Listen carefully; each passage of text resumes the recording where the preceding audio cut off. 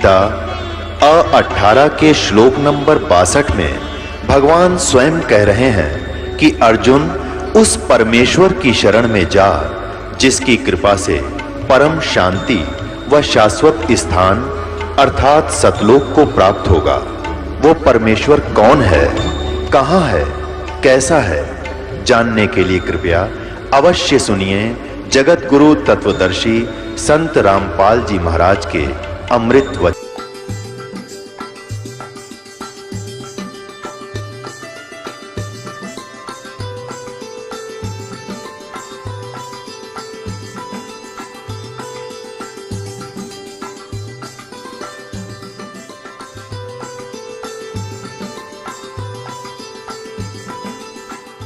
आज तो 250 वर्ष पहले ब्राह्मण सुप्रीम मान्या करते अपने आप को, और फिर उच्च पोस्ट तहसीलदार जी, यह भी तगड़ी बीमारी मान बढ़ाई भी जीव में बाधक करती है भक्ति में जीव के लिए।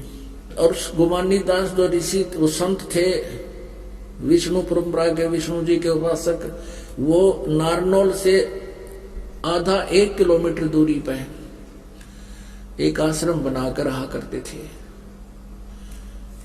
नित्यानंद जी ने उसके बारे में जानकारी प्राप्त की, ये महात्मा कहाँ रहते हैं, सारा ज्ञान प्राप्त करके, जानकारी प्राप्त करके सुबह सुबह चल पड़े उपदेश लेने के लिए, घोड़े पर चढ़ गए। उधर से गुमानी दास जी अपने आश्रम से, कुटिया से, और घूमने के लिए निकल पड़ा वहां से। और उधर से नित्यानंद जी, यानी नंदलाल नाम था इनका, फिर बाद में नित्यानंद नाम रख दिया था। नंदलाल जी आ रहे हैं घोड़े पर चढ़कर उपदेश लेने के लिए, आगे से गुमानी दास जी आ रहे हैं घूमने के लिए दूर तक सैर सपट्टे को। और उन्होंने अपना मुंड मुंडा रखा था, किसी ने, गुमानी दास जी ने कचकोला कढ़ा रखा था, उस तरह फिरवा रखा था। रात्रि में तो कपड़ा बांध रखा था, तो सत्संग करने आए उस समय तो फ्रेश मूड में घूम रहे थे, कपड़े उपड़े निकाल के अपना शरीर पे कपड़ा बांध कर बस घूम रहे थे। गर्मियों के दिन थे। पहले हम सोन को सोन भी गणे मान्या करते और ब्राह्मण तक गणे मान्या करते। नंदलाल जी ने सोचा कि भाई सामने से एक मनुष्य आ गया, बाल कटवा रहा, मूंड मुंडवा रहा, ये कौन है? वो पहचान सका नहीं रात्रि में, क्योंकि उसने आवाज सुन रखी थी कि आज मैं अपने जीवन का सौदा करने जा रहा हूं। अब वो इतना प्रेरित हो गया था नित्यानंद जी के वापस नहीं आऊंगा, नाम लेके आना मैंने, नहीं तो वो सोन कसोन के कारण वापस भी मुड़ जाया करते। आगे से कुसोन हो गए, अब शकुन हो गए, मुंड मुंडाया व्यक्ति दिख गया, वापस चलो नहीं। उस दिन वापस जाना नहीं समझा उसने, उचित नहीं समझा। अब घोड़े पर तो वो तहसीलदार जी और गुमानी दास जी घूमना रहे, सिर पर कपड़ा भी नहीं था। नित्यानंद जी ने उसके निकट लाकर घोड़ा और शर में टोले मारे। नो बोले मनोज कित मर गया तू सुबह सुबह? मैंने कहा आ गया सुबह सुबह? मैं तो एक अनमोल काम के लिए जा रहा था, तूने कहाँ दर्शन हो गए तेरे आज सुबह सुबह? अब वो नितान उस गुमानी दास महात्मा ने सोचा कि वो आदमी दिखा था जेंटलमैन, अरे इसने यू क्या गिरा मूर्ख ना बता, शर्मा मारे मेरा काम का टोले। फिर उन्होंने सोचा साधु संता के भाई ऐसे चलता है, या अपनी करेगा, हम अपनी चले, वो तो घूमने चलेगी। अब उसने वो पहुंच गया आश्रम में घोड़े समेत, वहां 5-4 भगत थे। आश्रम के आसपास ऐसा आदमी आता है तो सभी पहुंच जाते हैं, क्या बात जी, कैसे आए, कहां से आए? तो नंदलाल जी तहसीलदार जी ने कहा भाई मैं नाम लेना आया हूं गुरु जी से, महात्मा जी से मन उपदेश लेना है। वो कहने लगे भाई बैठ जा, उतर आजा, घूमने गए हैं, अभी नहा धो के आते, स्नान करने गए।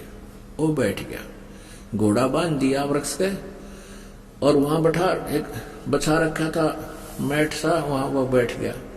और सामने आसन था गुरु जी का, आसन के पास वो भी बैठ गया, 5-4 भगत बैठ गए, चर्चा चाली भगवान की इतना। अब गुमानी दास जी नहा धोकर वो आसन पा बैठे। जब वो आसन पा के बैठे, जब उन्हें देखा ये आदमी तो वह जो तेरा टोले मार गया था। अब नित्यानंद जी ने भी देख लिया तो महात्मा वो है जिसका तेने टोले मारे सर में। अब बहुत घना शर्मिंदा हो गया, नीचे गर्दन कर ली, रे तेरा गजब हो। आया था मैं इनको गुरु बनाने, और देख मैंने के जुल्म कर दिया। शर्मिंदा हो गए, नीचे ने गर्दन कर ली, ऊपर ने देखे को नहीं।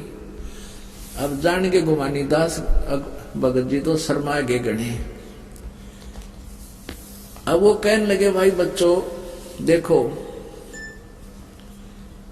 उसको कहने लगे उस तहसीलदार जी को कि भाई भगत जी आप जैसे कोई व्यक्ति गढ़ा लेने जाता है, मटका लेने जाता है, गढ़ा को मार्केट है या बाजार में, तो उस मटके को बजा के देखा रहे भाई कते कच्चा पीला हो, और आपने गुरुजी बजा के देख लिए, क्या दिक्कत है, कोई चिंता नहीं भाई। आप तो जिंदगी का सौदा करने आए थे, गुरुजी को टोले मार के देख लिया, और एक 2 टके का घड़ा लेते उसने बजा के देखा करें भाई, बेटा चिंता ना कर। चरणाम पड़ गया वो महात्मा उस नित्यानंद कि महाराज जी गलती हो गई, मेरा मन पहचाना नहीं आपको, माफ कर दो। कर दिया बेटा, माफ कर दिया, भक्ति करी। और फिर वो क्या कहते हैं, ब्राह्मण कुल में जन्म था, मैं करता बहुत मरोड़े, गुरु गुमानी दास ने दिया को बदगढ़ तोड़े। नित्यानंद जी कहा करते थे फिर कि मेरा भाई ब्राह्मण कुल में जन्म था, एक तो वह मरोड़ यानी वो महिमा घड़ी थी, और ऊपर तो तहसीलदार है। ब्राह्मण कुल में जन्म था, मैं करता बहुत मरोड़, मरोड़ माने गर्व करता था, अभिमान करता था, जो इस भक्ति मार्ग में कोबद का गढ़ होता है, ये इस तरह की मैं क्रियाएं करता था। और गुरु गुमानी दास ने दिया कोबद गढ़ तोड़े। अपनात्मा जैसा भी जिस सत्र का कोई संत है, ज्ञान तो वो देता भगवान पाने का, लेकिन मंत्र उनके पास नहीं होते, इसलिए वो जीव का पूर्ण मोक्ष तो नहीं करा सके। फिर भी जितना उनको ज्ञान था नित्यानंद जी को वह पढ़ाई पढ़ा दी। अब नित्यानंद जी की समय क्या कहते हैं, कहते हर सुमर सो हंस कहावे, कामी क्रोधी कागरे, भौरा न भरम में विष के बन में, चल बेगमपुर बागरे, चल बेगमपुर बागरे। बेगम जहां कोई गम ना हो, कोई दुख ना हो, कहते उस भौरा न भर में विष के बन में, हे मन रूपी, हे आत्मा रूपी भंवर, भौरे तू इस संसार रूपी इस विषय वासनाओं के बन में मत घूमे, चल बेगमपुर बागरे। अब नित्यानंद जी विष्णु लोक को बेगमपुर मान रहे थे, जहां कोई दुख नहीं।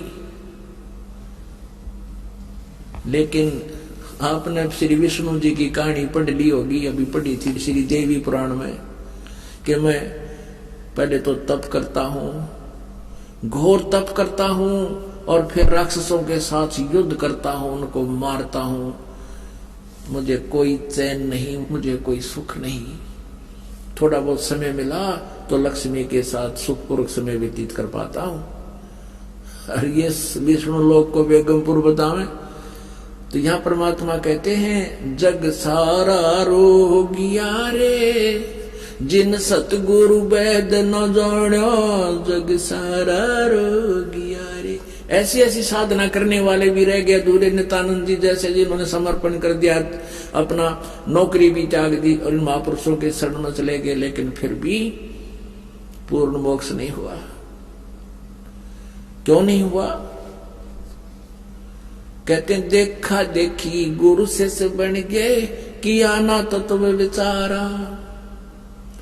देखा देखी गुरु से बन गए, किया न तत्व विचार।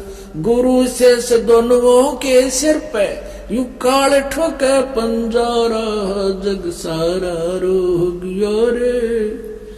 जिन सतगुरु वैद न जाना, जग सारा रोग रे। बोलो सतगुरुदेव सत साहिब।